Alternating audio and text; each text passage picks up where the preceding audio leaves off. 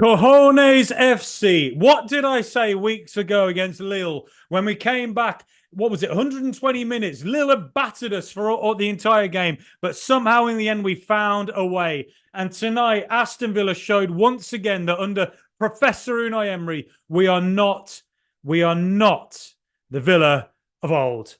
The Villa of old loses that game 5-1, and we all walk away going, that is the biggest 5-1 burglary I've ever seen. It literally could have been 4-1 to Villa, but instead somehow it was 5-1 to Liverpool. And there were moments when it was at 3-1 where I thought, bloody hell, it's going to be 5-1 here. And when they brought on their four substitutes, four absolute world-class international substitutes, with the extra energy, the big legs that they brought in, given the fact that Aston Villa have just played in Europe on Thursday night with a disappointing night in Olympiacos, the fact we've had to fly back, not many days training, not as much time to prepare for the game as Liverpool had.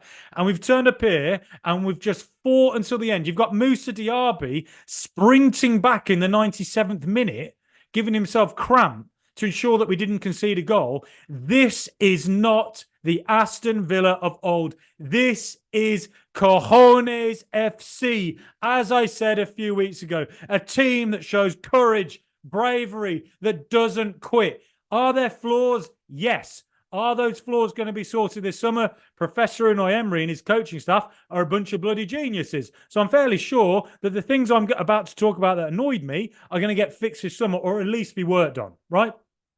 But amazing. Just amazing. Villa do not do things like that to Liverpool. We don't do that to Liverpool. So this season, in our history, all right, so sorry. In our history, we don't do that to top teams. In our history, we don't beat the league winners, probably Man City, right? We don't beat the other team that might win the league twice, Arsenal. We've beaten City, we've beaten Arsenal twice. We just got a draw at home with Liverpool when we were 3-1 down, right at the tail end, just when they've got more energy. They've brought on four bloody international players. We've brought on Jhon Durán, and Durán bloody does it when he needs to do it. Fair play, man. And Durán now has a goal against City and two against Liverpool. Fair play to him. Fair play to him. Young man. And I am convinced that Jhon Durán, in about 2-3 years, is going to be one of them players, whether he's playing in La Liga, Serie A, or the Premier League, because it's going to be one of them three, most likely. I'm convinced that we're going to look at him and we're going to go, he's just scored 25 goals in the season. Because he just has that ability. He's a bit mad, but he's got the ability. And if he can harness the madness, like Mad Max Fury Road, if he can harness it, you get the greatest work of art ever. He's got it. He has it. My goodness. I'm sorry. I'm just literally saying this seconds after the full-time whistle went. And for those watching YouTube, my hair looks a little bit like a Lego man. So I definitely need a haircut. Anyway, so how on earth Villa were not winning that game 10-0, I have no idea. But look, you play Liverpool, a fantastic side. Jurgen Klopp is one of my favourite managers of all time. I think that the football that he has produced, and I'm only saying this because he's leaving Liverpool, this second to last game. The football he has produced has been absolutely electric at Borussia Dortmund and at Liverpool. And it's only because of Jurgen Klopp that in the last 6 years we've even had a title race. We've even had it because had Jurgen Klopp not been there at Liverpool, Man City would have won the league by 30 points for about 4 seasons in a row. I mean, that's what Klopp's given to this country. He's produced one of the greatest teams ever in the Premier League. And tonight, Aston Villa went up against it, and Villa went, you attack, we attack. It's just going to be bloody entertainment. It's going to be like that Liverpool-Newcastle game from 1996 when Keegan was there, Roy Evans, and, the 4-3, Collymore closing in and all that. That's what it reminded me of. It was just a wild game. It wasn't a Pep Guardiola, Mikel Arteta 0-0. We're going to control this, whatever. It was two teams who just went, fuck it. We're going to go for it and we're going to win it. And fair play to them. Look, there's things I didn't like. There's a lot of things that are getting on my nerves at the moment, but there's one thing that ain't getting on my nerves. There's a lot of things that ain't getting on my nerves, and one of them is our resilience. We've just lost 4 in a row? A few frustrating losses in there, and not looking like the Villa that we've seen this season. And to start the game off, what happens is you're playing Liverpool, you're playing a top side. Do not concede early, because that's when they're going to be high energy. And then if they score one, There's a big, big danger that if they get a second, they just run away with it with their quality of player. And in the first half, I thought Harvey Elliott in those first 10 minutes, elite player, fantastic young talent. He is going to be a magnificent player. Harvey Elliott, he finds a gap twice in the first 10 minutes. The first time, finds that gap, runs in, ball in, and then Emi Martinez, the world's number one, makes an extremely rare mistake. Every goalkeeper in the world makes a mistake. Every single goalkeeper makes a mistake. It's just what happens. It's the nature of the role. And for the very best keepers, it happens extremely rarely. So for Emi Martinez, it happens extremely rarely. Unfortunately, it happened tonight in the first few minutes. And as soon as that happened, Villa had a big job on their hands. Right? Big, big job on their hands. We had to fight our way back into it. And what did we do? First 10 minutes, Liverpool were killing us. And Harvey Elliott finding that gap in between the right-hand side. Luca Dean looked like he'd been on a stag do, a little bit drunk, wasn't quite at it, but fair play to him. He fought his way back into the game, got back into it, and Mo Salah was quiet all night, to be honest. One of the greatest players who's ever been in the Premier League, one of the GOATs of all time in football, wasn't quite at it tonight. And, fair play to Luca Dean for coming back into it, not melting, not like I would have done back when I was a young player, and I used to collapse if I had a bad 10 minutes. I'd be, that's it, I can't do it, I can't. It's the mental fortitude of these players is something else. So, look, first 10 minutes, they bloody score a goal, right? And your job's on your hands. They're killing us. I thought it was going to be 2-0 soon after. And what do you know? We get a breakaway. And that was what Villa were really good at. Every time there was a transition on, it looked like we could just get at Liverpool. They were so vulnerable. It's a bit like watching Ange's Tottenham. And anyway, Ollie Watkins takes on Quansah, all back. Yuri Tielemans shows what we've been missing. Goal. Brilliant. Great to have Yuri back. We really missed him. But Ollie Watkins, the work he did for that, another assist, Premier League player of the season. What a player. What an addition he is to this team. But then, bloody hell, Douglas Luiz, why have you taken a Hollywood ball free kick? Like you didn't need to. It's the opposite of Unai Emery standing on the sideline going, calm down, calm down, calm down. Calm down. Didn't happen. And took a Hollywood ball. Liverpool on the transition. Fantastic team. Everything they do. Ball out wide. Ball out. They get the overlap. I think it's I can't remember. It's the Japanese midfielder. Lays it onto Gomez. That's it.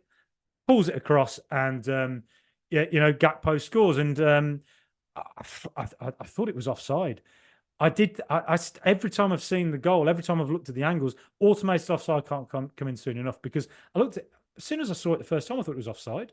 Gate was given on the side. All right, that's what happens. But then in the second half, there was a goal Liverpool did score that I then thought looked more onside than the one that was given onside in the first half. So look, automated offside can't come in soon enough. But look, you got to trust the officials. You got, I hate conspiracy theories and all that. It's not. This is an anti-conspiracy theory channel, right? JFK was killed by Lee Harvey Oswald. There was no inside job. All right, that's what I'm saying, right? So we're not into conspiracy theories in here. But look, I just wonder about the technology sometimes, and it looked to me offside, but fair enough. You've got to go with the official decision.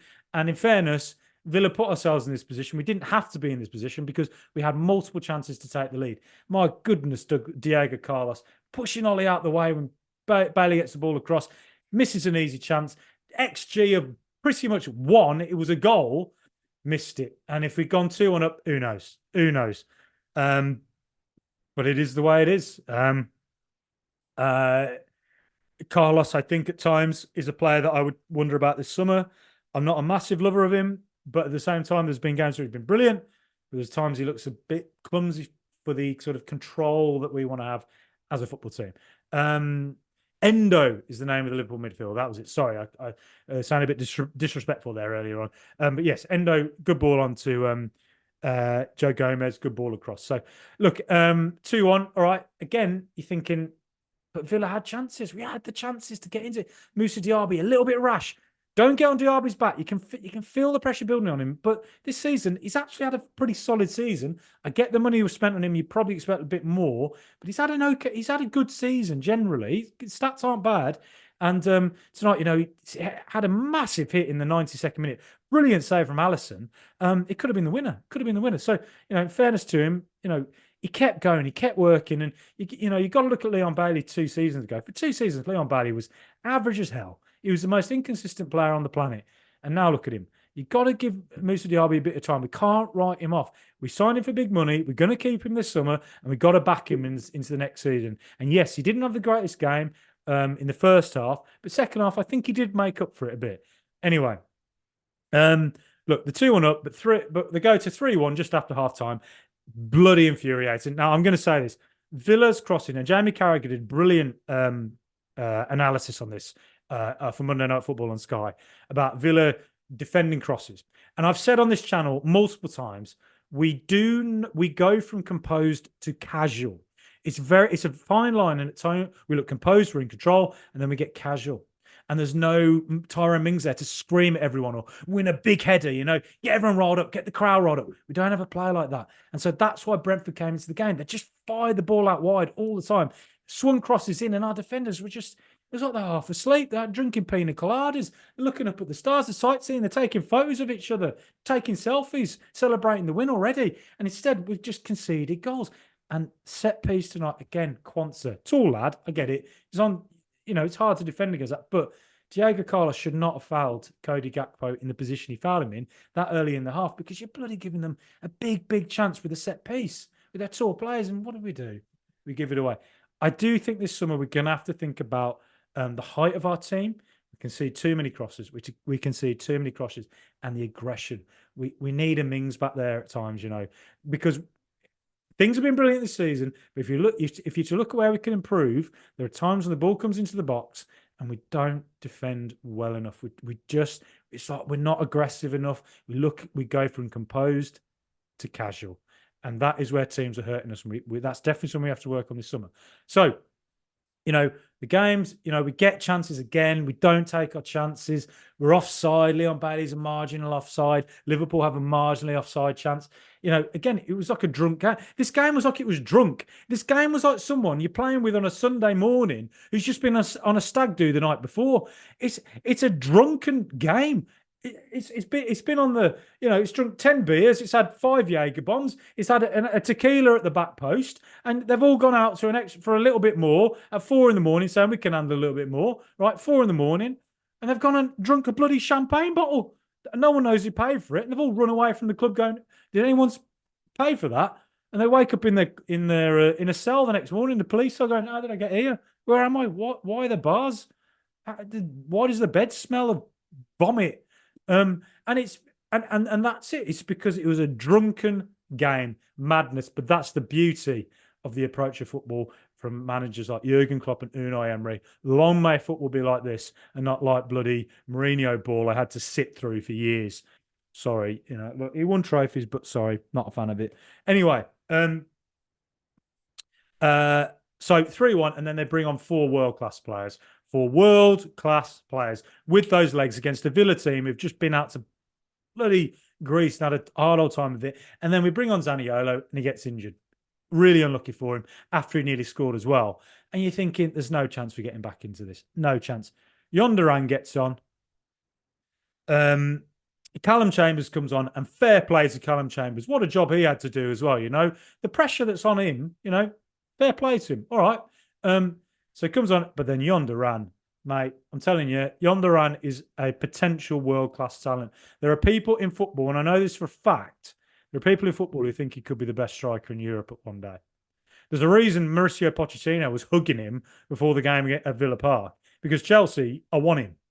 There's clubs that top teams out there who want Jhon Durán. Now, I don't really know what's going to happen with Durán this summer. I don't know if we have the patience to stick with him, and I don't know if he has the patience to stick with us, because he's not getting past Watkins, let's face it. But at the same time, he showed tonight, he showed against City, he showed in European games this season, against Ajax, for instance. He has it. He has it. If he can do it consistently, who knows where he can go. Maybe we'll hold on to him this summer, and next season, that's when he does it consistently. Maybe we don't. But tonight, amazing. Alexis McAllister, it reminded me of the Brighton game last season when we beat them 2-1 to get Europe last season. We put McAllister under pressure and he gave the ball away. I think McAllister's a world-class player, fantastic player, but he has a tendency to lose the ball deep. I don't know what it is with him. It's his one flaw. Gives the ball away deep if you put him under pressure. And he did it, gave the ball away. Comes to Duran, great work, takes the touch, calmness, beats McAllister, who's come back to try and get the ball back off him. And what a hit that is. Brilliant. And then you're thinking, right, it's going to be back to the wall. You know, let's get him, get the pressure on him. And then, my goodness, Moussa Diaby takes the ball, pace in, goes to hit it, and it hits Duran and goes in. You take your luck sometimes, but bloody hell. You know, this season we've beaten Arsenal at home, we beat Man City at home, and we drew with Liverpool, and we definitely should have won it like 5-3. But amazing, amazing. But congratulations to Liverpool for an incredible era under Jurgen Klopp. There's probably Liverpool fans who are going to watch this expecting me to be a bitter Villa fan. In fact, on the contrary, no. I think that Liverpool have provided us with title races in recent seasons that we should be thankful for, because, my God, it would have been really boring with just Man City and their nation state backing bullying their way to titles all the time. Liverpool and Jurgen Klopp have been a credit to the Premier League in recent years. Klopp is going to go on and do whatever the hell he wants. What a manager. Incredible. But for Villa, this is a new Villa. The Villa of old don't do that. They lose 5-1. The Villa of today, we draw 3-3. We've just had a bunch of setbacks. Do we dither on it? Do we sit here crying our eyes out about it? No, we don't. Champions League's almost there, but Tottenham, can they beat Man City tomorrow? It'd be the biggest Tottenham thing of all time to go and beat bloody City tomorrow, wouldn't it? And give Arsenal the title. The most Tottenham thing that's ever happened. I don't know. Man City are incredible. Fulham the other day, they were just the Terminator that killed them. They're an incredible team, and they'll probably beat Tottenham tomorrow. But don't write Tottenham off. On that transition, City are vulnerable, and Tottenham hurt teams when they've got space, and they are going to hurt City at points tomorrow. Trust me on that. So this ain't over. But whatever it is, Villa go to Crystal Palace next. Forget about Tottenham. Go to Palace. They're in brilliant form. No doubt Mateta's going to cause us problems as a physical centre-back. And maybe that's where Carlos comes into his own to handle him. No doubt the brilliant Eberechi Eze, the brilliant Michael Elise, Adam Wharton as well. He's been a great sign from Blackburn. No doubt those players are going to hurt us, but we can hurt them. We are Cojones FC. We're a resilient team. Resilient right until the very, very end. What a team. I love Aston Villa. Thank you for listening to this. Please like and subscribe. Please share. Please give us 5-star reviews on Spotify on your phone app, on iTunes on your phone app, all that stuff, just to help us grow. But thank you so much. Please comment. Please subscribe below on YouTube. Whatever it is, up the mighty Villa.